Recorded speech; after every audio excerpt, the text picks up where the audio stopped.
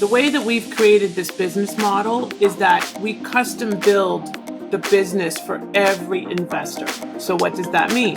So let's say that your investor wants to buy multifamily. And they're like, I want to buy 3 apartment buildings and get a green card, or get a visa to start. We then create a business model around their investment strategy, build a 5-year scalable business, hire people, and get the visa not based directly on the investment, but based on the business model that you create around the investment. So as we talked about the other day, it's kind of like the antithesis of a franchise, because in a franchise, you're buying into their whole model, their structure, their processes, everything is theirs. It's cookie cutter, it's turnkey. This business is a turnkey model, but it's customized for each client based on what they want to do in the real estate space. So it's their baby. And there are, no royalties, no ongoing fees, none of that. So. All right, guys, you're in for a treat today. We're going to talk all about, we have an attorney. So, we got to be serious when we have an attorney on. That's a treat? Oh. Yeah. And we're going to dive into coming to the U.S., immigration. What is an E-2 visa? What are the differences between the visas? And Lauren's got a lot of experience with her ex-husband. And she knows this process inside and out. So we're going to unpack how she got into this business. But we're going to talk. One thing that was really amazing when I started talking to Lauren was I understood, because as a franchise consultant, I understand that people can potentially invest into a franchise. Little did I know there's ways of actually doing it with real estate, because everybody knows on this channel, that's my background. So we're going to dive into a little bit of everything today, and it's going to be exciting. So Lauren, welcome. You're an international legal attorney and real estate and investment strategist, and you help people, come to the U.S. and immigrate here.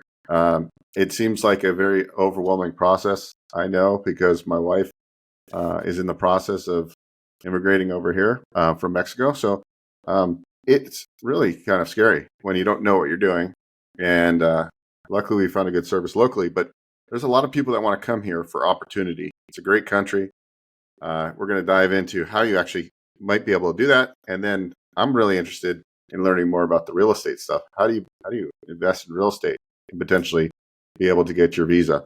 So, Lauren, thanks for joining us. We're here for like 6 or 7 or 8 hours or days, because that's a lot of stuff, Beau. I know. Well, this is a series. This one's just going to be a deep dive, high level. So, yeah. Okay.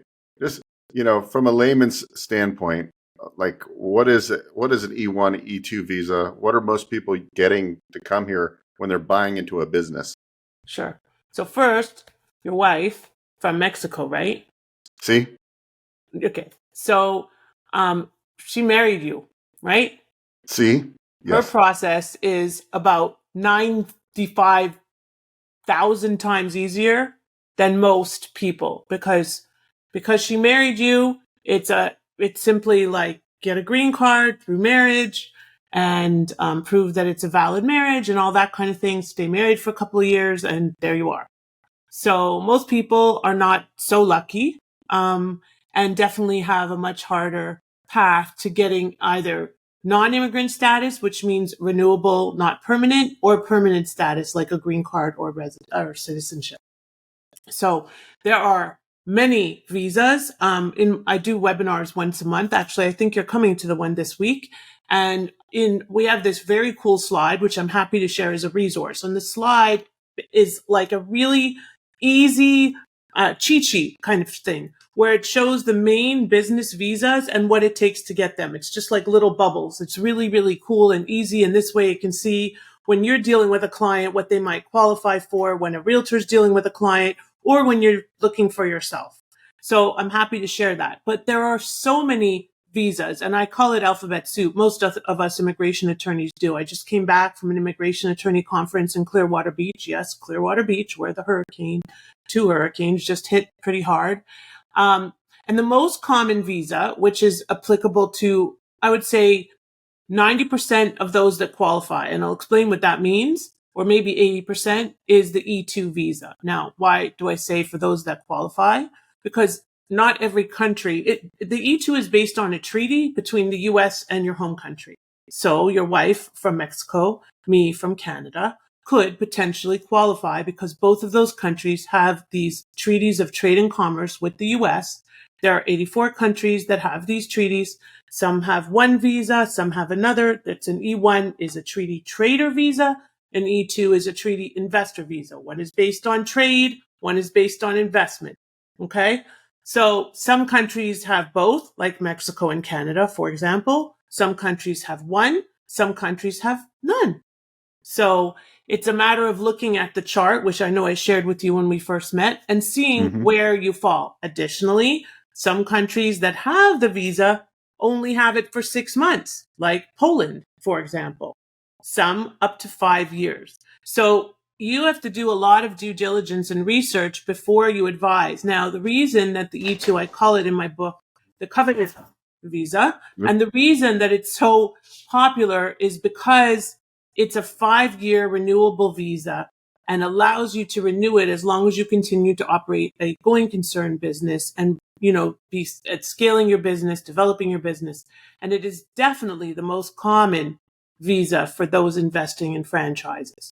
So, but it is non-immigrant, just to be clear. It doesn't lead directly to a green card. You have to have a really cool, smart strategist to lead you in the direction of a green card. But if done right with the right strategist, it could potentially lead there, right? And be a step in the right direction. Yes. It depends on you a lot of times. Like, for example, if a client comes to us with a master's degree or some type of advanced degree, it makes their path much easier because we can pave a different path. If they have more capital to invest, we can start with an E2 and invest more capital, create more jobs, or invest passively and get an EB5. So it's always about two things, flexibility and strategy. Those are kind of my two keywords, I guess you could say. And without strategy, you've got nothing, but you have to be flexible when you're developing your strategy. So somebody who wanted to come here sooner, assuming they're in a treaty country, and usually the E2 is the quicker route. And so is that accurate? Okay. So if I wanted to come to the States sooner rather than later, my strategy would be then to make the investment. Is E2 strictly like for the investment side of it, right? Yes. Like you're investing in a business. Correct. Okay. So at that point, you can do either a business acquisition. Right. You can do an investment into a franchise startup, but you have to spend a certain dollar amount. Typically, I've heard $100,000. Around $100,000 is our minimum, but it's not a specific set in stone minimum legally. It's just a guideline. But wait, there's more. Now, this is what really intrigued me with my real estate investor background, is you've created a proprietary system that helps people invest into a business that is a real estate investment company. If I'm sort of. Not exactly. Okay. The way that we've created this business model is that we custom build the business for every investor. So what does that mean? So let's say that your investor wants to buy multifamily. And they're like, I want to buy 3 apartment buildings and get a green card get a visa to start. We then create a business model around their investment strategy, build a 5-year scalable business, hire people, and get the visa not based directly on the investment, but based on the business model that you create around the investment. So as we talked about the other day, it's kind of like the antithesis of a franchise, because in a franchise, you're buying into their whole model, their structure, their processes, everything is theirs. It's cookie cutter, it's turnkey. This business is a turnkey model, but it's customized for each client based on what they want to do in the real estate space. So it's their baby. And there are, no royalties, no ongoing fees, none of that. So really, that was a big eye-opening moment for me, because look, I've gotten many calls over the last 20 years I've been in business, but most recently the last 8 years where I've gotten into more of the business ownership space. and I didn't realize this, but this is kind of a game changer because some people come in and they're like, maybe a franchise isn't the right way. I don't want to own, Yeah. like they want a business that they actually understand, so they're Right. can be more successful. Like they might understand this new widget that they set up here. I A don't know what to widget, call it, but that's their right. new company that they set up here. So that's really awesome. So walk us through like how this real estate side came about, where you said, and let's just call it a real estate business or a Yes, business really, because of it's not course. really about investing in real estate. It's the Right. business around it. And Right. so that is exciting. So somebody could do senior care in these real estate houses. Absolutely. Somebody could, Absolutely. 100%. They yeah, could do, and then the real estate becomes part of their business. So this is really the antithesis, the explanation of how it happened. It's kind of like anything. You mentioned the fact that my then husband was deported on the way back from our honeymoon, and I turned that into lemonade because it was not the best thing that happened to me at the time. But in retrospect, it's one of the best things that happened to me. And it definitely forced me to open doors and create a path for others to avoid that. Over COVID, so I've been writing business plans for visas for a very long time. I was the only immigration lawyer that did that. Over COVID, I had so many people, so many real estate investors, particularly from Canada, my home country, that were like, well, we don't want to buy a pizza shop, or we don't want to buy a franchise. We don't want those ongoing obligations to the franchisor. We want to be on our own. We want to build a business independently. We want to do something about which we're truly passionate.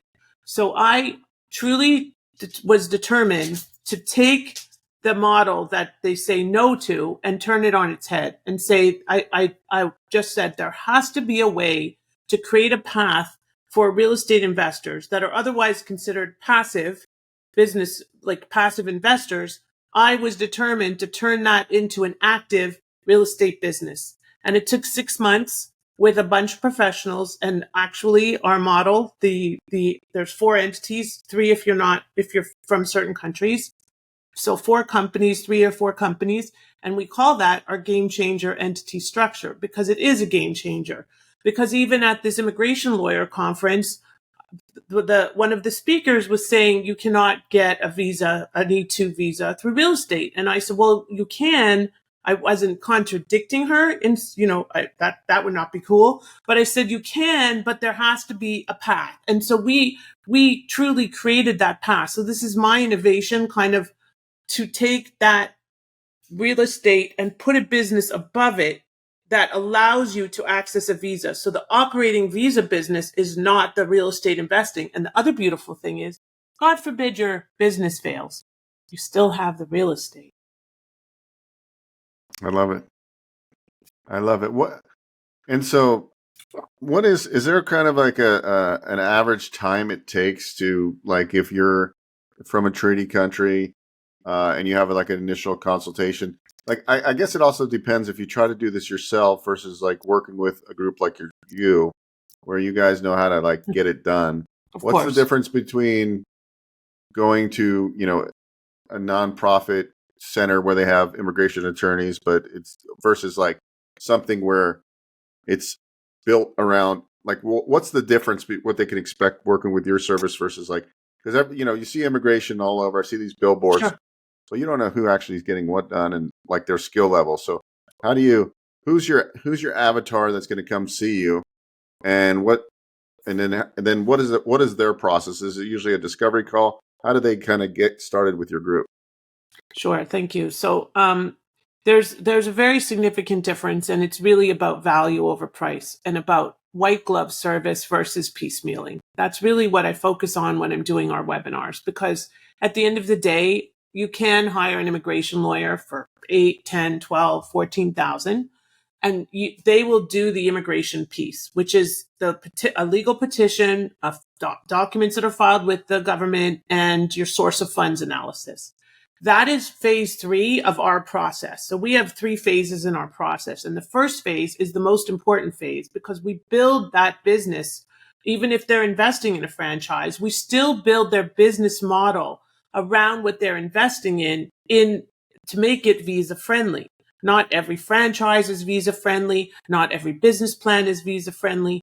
Then we set up their entity or entities. We help them get tax ID so that they can open bank accounts. It's a full service program. In our second phase, that's our business plan phase, where the rubber hits the road. We take everything we've done in the first phase and incorporate it into a visa friendly business plan. And then the third phase is that legal phase, which is where what you see, with those, all of the immigration lawyers that provide that service. So we take you through the whole journey and we bring the immigration teams in at the end.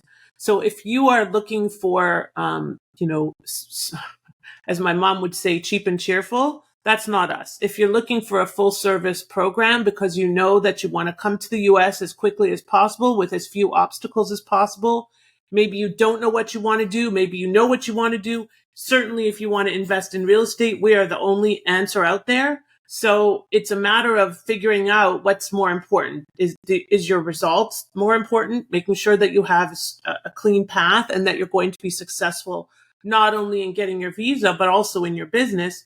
Or is it just that I don't care what I do and I get a visa? That's all that matters to me. Because at the end of the day, one thing that everybody needs to remember is the visa is only step one. Now you have to build your business. Yeah, you've been given carte blanche for up to 5 years, maybe. But what happens next? What happens to your kids? What happens with your future? What happens with the fact that you've moved from another country? There's a lot involved. So you want to be successful.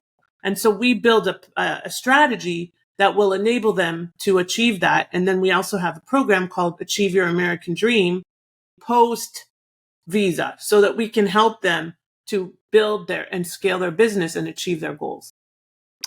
Is some of your clientele, are they people that want to still spend half the time in their country, but they're like, Yeah. well, I know the United States has amazing real estate opportunities or amazing business opportunities.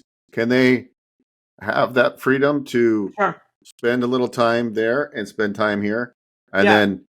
and maybe they're testing the waters with business, maybe with the foresight to eventually move here full time, but they have a business going in their home country. Sure, absolutely. Yeah. That's one of the huge benefits of a non-immigrant visa, like an E1 or an E2, because you don't have to move. I would say 10% of my clients stay in their home countries and run their businesses. As long as you can prove that you're directing and managing the enterprise, you don't have to be a resident here. And that's the difference. If you do get a green card over the course of the 5 years of your initial green card, 10, you have to prove that you're here for the majority of the time. Otherwise, you're not a resident. So there is an advantage. There are also tax advantages from time to time to not be, many tax advantages actually to not becoming a resident. I don't touch tax issues. As I mentioned the other day, I leave them for my tax guys. And this morning I was talking with a prospective client. He's asking me all these tax questions. This is what I know about taxes. I know enough to refer to the professionals and to pay them. That's it, beyond that, that's not my wheelhouse. But it's important to understand that not everybody wants to become a US tax resident, right? There are implications of becoming a US tax resident. If you're a very high net worth person in another country, you may want to remain a tax resident there, but the E2 gives you the freedom and flexibility to go back and forth as much as you want, to run your business, to grow your business, to build US credit, to access deals, to buy real estate, so on and so forth. Yeah, I was wondering, since my wife is from Mexico, I'm like, it doesn't make sense for me to get dual citizenship. And these are just questions like, today, I was telling you I was at an international real estate event, and my buddy was like, you should get your dual citizenship in Mexico because your wife's from there. And like, she's working on becoming a dual citizen. So I'm always like, what benefits, what value, is it something I really want to do? This is a really interesting talk to, what have you seen or what has your team put together? So somebody comes in and they say, look, Lauren, so basically somebody comes to you, they set up a discovery call with your team. And then from that discovery call, you can pretty much figure out what path they're going to go because based on the country, based on their liquid capital, based on if they're moving here full time, this is all what you do. Then you that's kind of going to chart your initial path. Then you have all your steps to get step 1, step 2, step 3. Mm-hmm. And now you're like, let's call him Johnny. Johnny's like, Johnny's from Mexico, and Johnny wants to become, his initial need is I want to be able to go work there and start a business right away. So most Mm-hmm. likely E2. Mm-hmm. Ultimately, hopefully, I can get my green card eventually, right? So Right.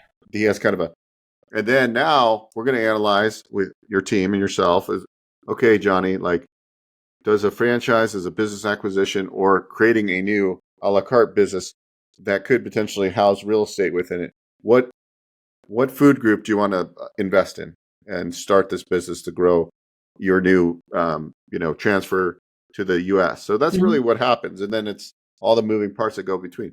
It's it's not that complex, but there's a lot of moving parts and the steps.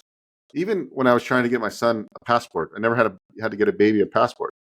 It's like a million steps you have to do, and you're like, there's like no straight information. So you guys really just take people through, and you not only do that, you help them create the business plan, the vision, and potentially find the investment opportunities. Correct. Actually, it's funny that you say that because here's my son's Canadian passport application, and it's been sitting here since Labor Day. So, because I haven't taken the pictures yet. So, it's funny you say that. He has his American passport, but I'm getting him his Canadian passport just in case. You just never know. Um, yes, everything that we do is full service. So, if a client comes to us and just needs the legal work, I'm going to refer them to one of my colleagues to help them to accomplish that. For example, your wife. She has a marriage-based green card, which is a process. It's straightforward, and one of my colleagues would handle that. I would oversee it. I would be involved, but that's not our wheelhouse. Our wheelhouse is taking the client through the whole journey of what do you want to do? How do you want to do it? Let's get you set up. Let's get your business plan. Let's get you approved. And then after that, let's build your business. So our process changes depending on what the client's interest is or where the client comes from sometimes. Yes, we always have a discovery or strategy call. Um, and that at that point, we will determine what, like you said, I'll know generally from that first call, what path makes the most sense for them. Now, some start and don't know if real estate is the right path for them. Some start, and I've had many clients that have started, I'll just be completely candid, that said they wanted franchises, and we would present franchises and they'd be like, this doesn't make sense. It just doesn't resonate with me. And then I would say, let's look at real estate. This makes more sense. If they come to us and they're already a real estate investor in their home country, or especially if they already own real estate in the US, that's just an easy connection because they're already kind of down the path. Our first or second client had like 150 units in Western Canada, divested of all those units and started investing on the west coast of Florida, like all the way up the coast. So it really depends on the client. And again, the referral party, like if an immigration attorney is referring the client to me, they'll generally know what they want to do and they'll give us some background. If a franchise broker is directing a client to us, they may already have chosen the franchise, and then we're going to go through the process of analyzing the franchise documents and making sure that everything is kosher and developing that. So it's all about, where the client comes from because we want to meet you where you're at. And I think that too many attorneys think in a box and don't meet the client where they're at, and they put the client instead into their box of where they want them to go. And that leads to a lot of false starts and a lot of failure. And, at the end of the day, it's really important to know what the client wants over the long term because like Johnny, he wants to be here full time eventually. Well, then you don't want to start him in a business that isn't going to lead to that. Yeah, you want a high probability of success because if he fails, then he's not going to be able to, right? Right. And so generally, the people that are coming over, I know from the franchise world, they talk about at least $100,000 of investment into this franchise business. So somebody has to have some capital. You can't bootstrap. I mean, sure, have there be people been here that bootstrapped it, but they're going to just do it everything as low cost. They're going to bootstrap, and there is a path potentially for them, but it's going to maybe be very difficult versus somebody. Realistically, you need well over $100,000 to come here to deploy over the next 12 months, essentially. Right. You wouldn't, And to that, be honest with you, like I've moved from another country and I didn't do it through marriage. So um, I think that it's really important, especially if you have a young family, you need to have some money to live for that first 6 or 12 months that you're here. Because if you don't, then I failed and I haven't delivered to you because you can't sustain yourself. So if you're doing a real estate based business, you do need more cash. Okay. We recommend a budget of 250 to 300, and these are all US dollars, just be clear. but you But can get leverage though. If they right, needed a 30% down, they could get international, exactly. they could Well, get a DSCR loan or whatever. that's Yeah. our cash in Yeah. hand. Yeah. So that the balance can be financed, and it could be financed through private lending, like you offer, through various types of loans, through mortgages. And the way that we structure it is that you're not so for a visa, you can't marginalize the visa entity, meaning you can't over fund it, right? You can't undercapitalize the investment. So if you were mortgaging a property for 70% or 75% and you were only putting 25% in, it could create a problem because now your visa entity is marginalized. So we separate that out so that the entity that gets the mortgages or gets the funding is over here. And even though they're on the same org chart, it works because now you're not marginalizing the visa operating entity as well. Hmm. I'd have to flesh that out a little bit. It's a little bit, but I kind of get it. So there's a lot of steps. So generally, you should have 250,000 available to you in liquid because you're going to buy something you're going to spend $1 million, give or take, in real estate. I mean, there's no rule of thumb, but generally, it's going to be a bigger number, Right. $800,000, maybe some duplexes, fourplexes, whatever this ends up being. Or you could do some sort of residential assisted living business, or anything their heart's desired. You can almost build a business plan around that. Interesting. Pretty What? much. I mean, we're not going to do like a long-term single family home rental, but if we did midterm or a couple of duplexes or something like that, then yes. Yeah, so you could do midterm, short-term rentals, bed and breakfast type places, active businesses. Hi guys, Beau Eckstein here, and I'm with baby Beau. Baby Beau is just a little over 4 months. He's my first child, my wife and I. So if you want to create legacy for your family, I highly suggest you go to our Business Ownership Summit. You can find all the events we're doing. Primarily, they're all free. You can go to beaueckstein.com/events. And I hope to see you at one of our events where we teach business ownership, how to leverage SBA financing, tax strategies. I'm not a CPA and an attorney, but we bring CPAs on. You're going to learn why everyone should own a small business. So I hope you attend. Go to beaueckstein.com/events. I'll see you at the next one. What are the biggest trends you're seeing right now in immigration? Well, people are a little bit scared because we don't know what's going to happen with the election. Um, that's definitely impacting the drive or the incentive for people to act quickly. So I think they're a little bit, well, I know they're waiting. My process tends to be a little different because it's very seasonally driven. So as soon as it starts getting cold up north, and especially in Canada, I tend to get super busy. So my trends in immigration are a little different, but everybody is in a little bit, including the immigration bar, of waiting mode to see what happens with the election. Hmm. And there's probably, is there a way I could see like what countries, how many people from each Yeah, country are I getting sent in? you that link. Oh yeah, yeah. But does that break it down? Like, there was 1,000 people from. No, they don't have those stats, unfortunately. Because then I would know. That's just wondering. Like, I mean, I know certain countries like Mexico, obviously, seems Canada. A lot of there's some countries that there's more people coming than others, right? From a percentage standpoint. So I'm just wondering, like, which countries are bringing the most people here, and usually it's for opportunity, I would imagine. Most people come here for opportunity.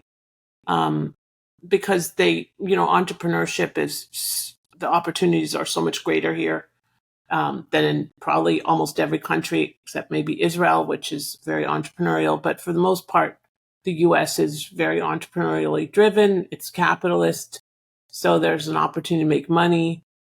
Sometimes there's a challenge to get the money out of their home country. That's a whole other story, which we deal with in the process. So everybody from every different country is treated differently.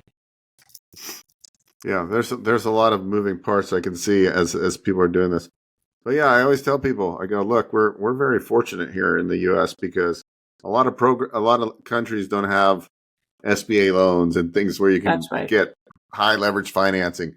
We have such an amazing opportunity. If you listen to the media, you would think this country's going to Falling heck apart. in a handbag. But the saving grace, I think, is that American people, it's a giant melting pot, and a good portion of these people have the entrepreneurial drive to have small business, to create jobs, right?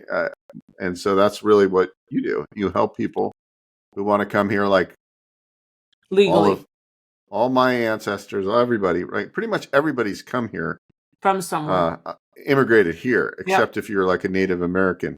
Right. They're like the real people that were like, born on this earth. So we all immigrated here. Now there's different rules because obviously if everybody came at one time, our economy would probably collapse because we just couldn't sustain it.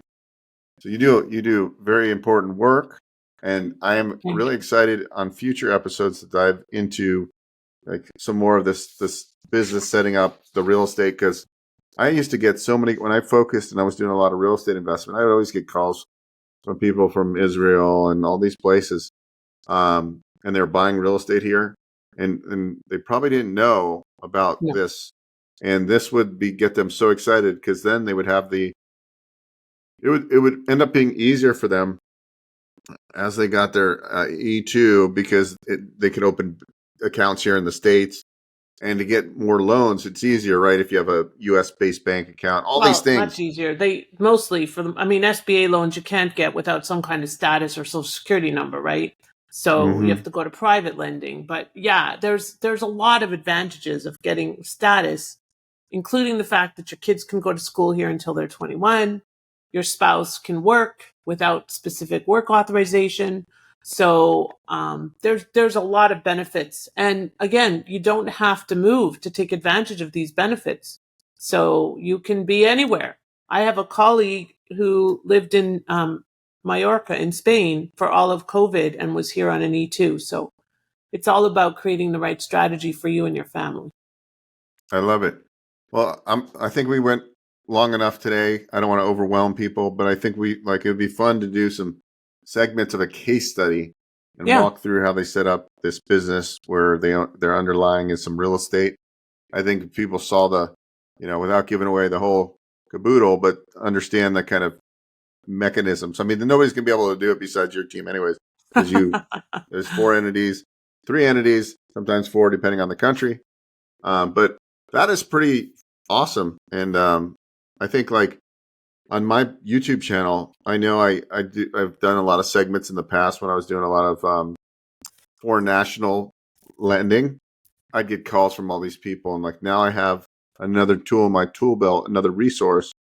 Did you know this? And I know when I'm talking to people, 99.9% don't know that this option exists for them. So it's very exciting that I now have got introduced to you as of several weeks ago through the FBA. So that's awesome. And I guess from my standpoint, I haven't really marketed to other countries as far as coming and looking at franchises as an investment to be able to move here. But actually, when I do events, I noticed how many people from other countries register for my events because I do the business ownership summit and all that stuff.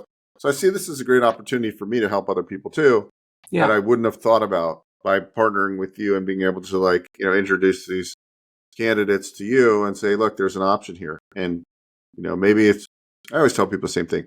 Maybe a franchise isn't right for you, but go through it, look at them, see what you would do, see if that business resonates with you, If not, hey, we have other options like real estate potentially. You could have a business. So now this opens up more. I actually think it will help me generate more people, more interest now because what I learned from you. So I appreciate that. I look forward to doing more segments with you. We'll put your contact information in the show notes below so people can click on your link. And any closing Well, next remarks? time, why don't we go through my 10 steps to immigrate through real estate or investment, and we can go through the slide and share it and go through how the process works so that they can actually see. And then we can talk about specific clients. And also, we can do a live one when we're both in Orlando. So that'll be fun. Yeah. Well, I think we should do the next podcast, but do it as a live event on Zoom as a webinar. Okay. And I'll bring a couple hundred people if you're interested. Of course. I'm always interested in a couple of hundred people. Okay, very good. Well, thanks everybody. I'm excited now. I've got Lauren's book, or I've got her book. I've got a couple things that I have homework to do. I haven't got to go read through everything. Really? But I'm going to. Oh. I know. You're well, slacking. I'm taking like 3 courses at once. I'm always learning. I'm studying Dr. Robert Cialdini right now. He wrote the book Influence. He sold over 5 million copies. Really, cool. I've been studying him for a long time lately. So I'm always trying to grow, because if you're not learning, you're dying. Remember that, Absolutely. guys. We always got to be growing. So thanks everybody for watching. I hope you enjoyed it. Thank you. And if you have any questions, we're going to put a link below. Thank you. Hey guys, Beau Eckstein here. If you enjoyed what you saw, please subscribe to this channel. We talk all things financing. I've been in the lending industry for over 20 years, and I'm happy to answer your questions and provide great content.